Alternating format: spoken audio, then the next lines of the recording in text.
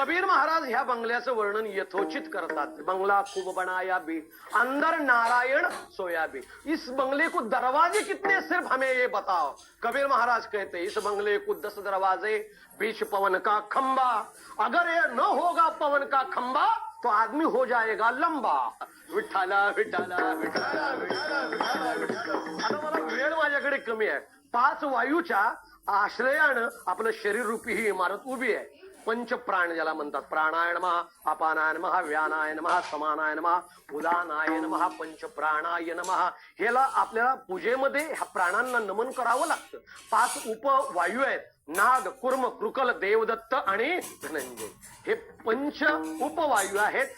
एरवी सगळे मिळून 10 वायू आपल्या शरीरात कार्य करतात। यातला एखादा देखील वायू जर उन्हा पडला तर अर्धांग वायू होण्याची दाट शक्यता नाकारता येत नाही। भ्यायचं कारण नाही। कीर्तन चालू आहे। याला म्हणतात हे बीज पवन का खंबा। आता मला खांबांचा विचार करायचा नाही, आता मला विचार करायचा आहे फक्त त्या ठिकाणी दारांचा। 10 दारं आहेत असं कबीर महाराजांचं म्हणणं आहे। पण भगवान कृष्णाचं गीतेमध्ये सांगणं आहे, नवद्वारे पुरे देहि नैव कुर्वन्न कारयन्। आता देवाची 9 द्वार देवाने गृहीत धरली आहेत, पण कबीर महाराज 10 द्वार धरतात। आपण संतांच्या म्हणण्याचा विचार करू। विठ्ठला विठ्ठला विठ्ठला विठ्ठला। याचं कारण देशाचा स्वाभिमान संत आहेत आणि देशाची संपत्ती ग्रंथ आहेत। अंडरलाईन दिस पॉइंट, महत्वाचा मुद्दा सांगतो। देशाचा स्वाभिमान संत आहेत, आपले सावळाराम बाबा म्हात्रे, ही सगळी मंडळी, ज्ञानोबाराय, तुकोबाराय, सावता महाराज, नंतर त्या ठिकाणी गोरोबा काका, हे सामान्य आहेत का? हा आपल्या देशाचा स्वाभिमान आहे। पण देशाचा स्वाभिमान संत आहेत आणि देशाची संपत्ती ग्रंथ आहेत। म्हणून भगवान परमात्म्याच्या म्हणण्याचा विचार न करता वेळेच्या अभावी आपण कबीर महाराजांच्या म्हणण्याचा विचार करू। ह्या बंगल्याला 10 दरवाजे, 10 नीट माझ्याकडे पहा। 2 डोळे, 2 नाकपुड्या, 2 कान, मुखद्वार, अधोद्वार व गुदद्वार, ही 9 छिद्र, ही 9 द्वार धरली तर 10वं एक द्वार असतं, त्याला दशमद्वार म्हणतात। केवळ आणि निव्वळ अध्यात्म सांगण्याचा आपण प्रयत्न करूया। विठ्ठला विठ्ठला विठ्ठला विठ्ठला विठ्ठला। ब्रह्मरंध्र म्हणजे दशमद्वार। असे 10 द्वार जर त्या ठिकाणी आपल्या समोर आली, पण ह्या 10 द्वारापैकी कुठल्या द्वारात उभं राहायचं माऊली? आम्हाला सांगा ना, आम्हाला तेवढं कळू द्या।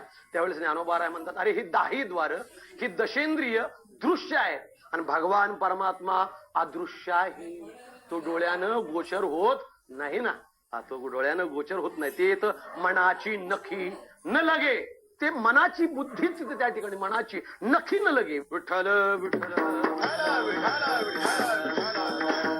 आपण देवाच्या 10 दाराचा विचार आपण करत होतो। त्या 10 दारापैकी एक त्या ठिकाणी ही दशेंद्रिय ही दृश्य आहेत, पण भगवान परमात्मा अदृश्य आहे आणि तो अदृश्य असणारा परमात्मा ह्या द्वारामध्ये उभं राहून आपल्याला दिसणार नाही। मग ह्या 10 इंद्रियांच्या पलीकडे एक द्वार असलं पाहिजे। ते द्वार कुठलं? त्या ज्ञानोबाराय त्या द्वाराचं वर्णन करतात। तू मन हे मीची करी, माझ्या भजनी प्रेम धरी, सर्वत्र नमस्कारी मजे का ते।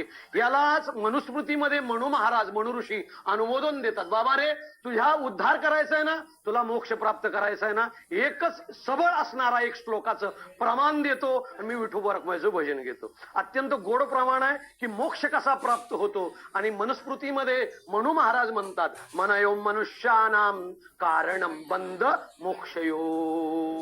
मनुष्य किती गोड सांगतात। अरे जीवाच्या बंधाला अथवा मोक्षाला, त्याच्या जीवामध्ये गुंतण्याला अथवा मुक्तीला त्याचं कुठलंही जन कारणीभूत नाही, तर त्याचं मन हे कारणीभूत आहे। मन हे राम झाले, मन हे राम झाले, प्रवृत्ती ग्रासूनी कैसे निवृत्तीला आले, प्रवृत्ती ग्रासूनी कैसे।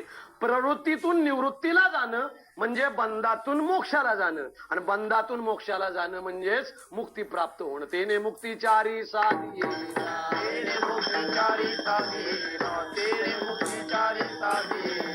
विठोबा रखुमाई, विठोबा रखुमाई, विठोबा रखुमाई, विठोबा रखुमाई, विठोबा रखुमाई, विठोबा रखुमाई, विठोबा रखुमाई।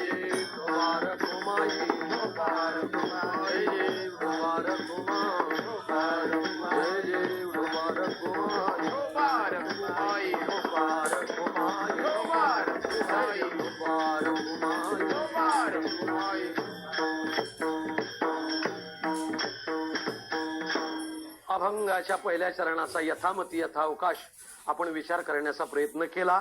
हा एवढासा विचार पुरेसाच आहे असं मला म्हणता येणार नाही. याचा विचार फार मोठा आहे.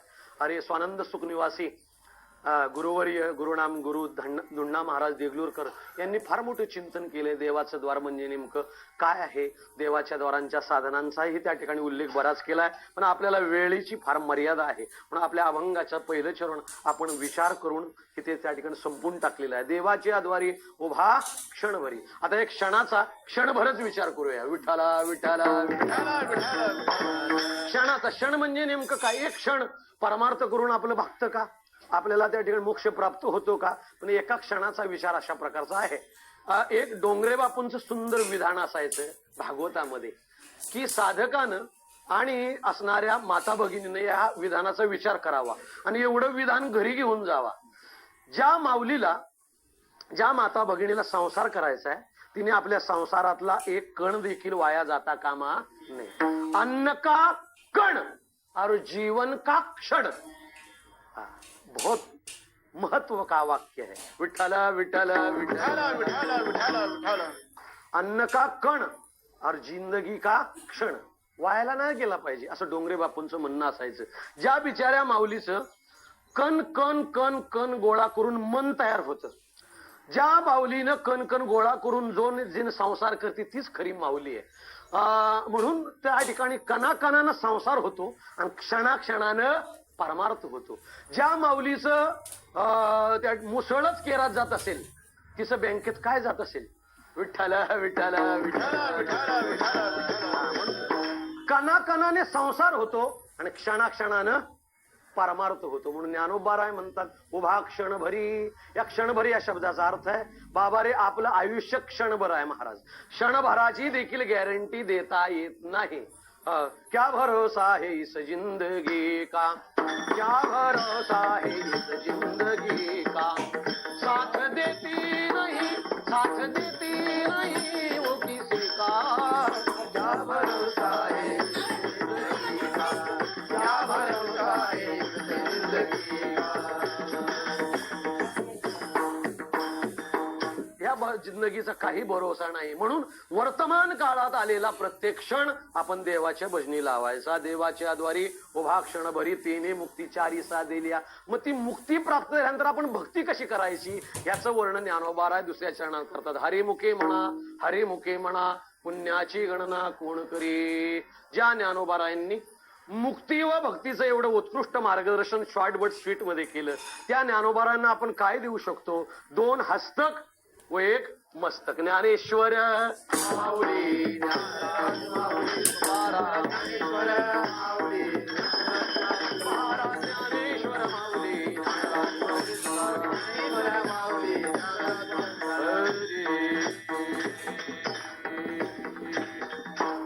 ही मुक्ती आणि भक्ती प्राप्त करण्यासाठी त्याला संसार सोडून हिमालयात जावं लागेल असं नाही. तर असोनी संसारी जिव्हे वेगू करे वेदशास्त्रे उभारी बाह्य सदा. तो संसारात असला तरी काही वाईट होत नाही. कामामध्ये काम काही म्हणा.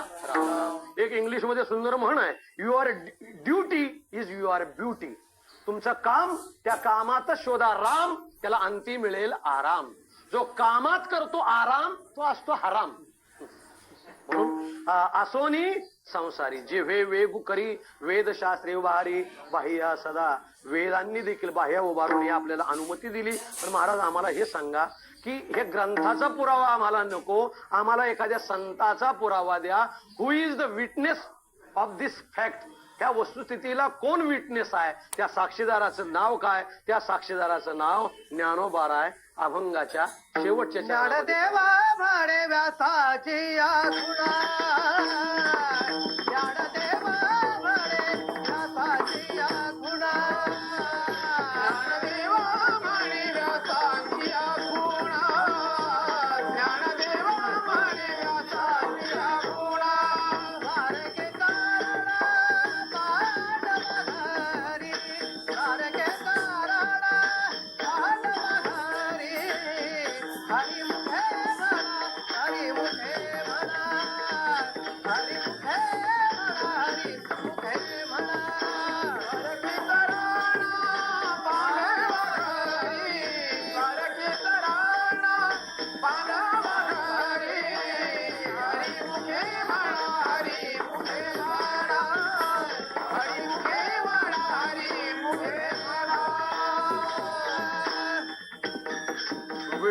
विठ्ठल जय जय विठ्ठल जय विठ्ठल जय जय विठ्ठल जय विठ्ठल जय जय पुढे वेले पुढे वेले पुढे क्षमा अपराध महाराज नाही विचारिला अधिकाऱ्या क्षमा अपराध महाराज तुका म्हणे ज्ञानेश्वरा रहा पाया करा क्षमा अपराध महाराज ज्ञानदेव तुकाराम ज्ञानदेव तुकाराम ज्ञानदेव तुकाराम देव तुकाराम देव तुकाराम ज्ञानदेव तुकाराम तुकाराम कुंडली श्री ज्ञानदेव तुकाराम पंढरीनाथ भगवान माऊली ज्ञानेश्वर महाराज जगद्गुरु संत तुकाराम महाराज सद्गुरु आगम बाबा महाराज सद्गुरु साराम बाबा महाराज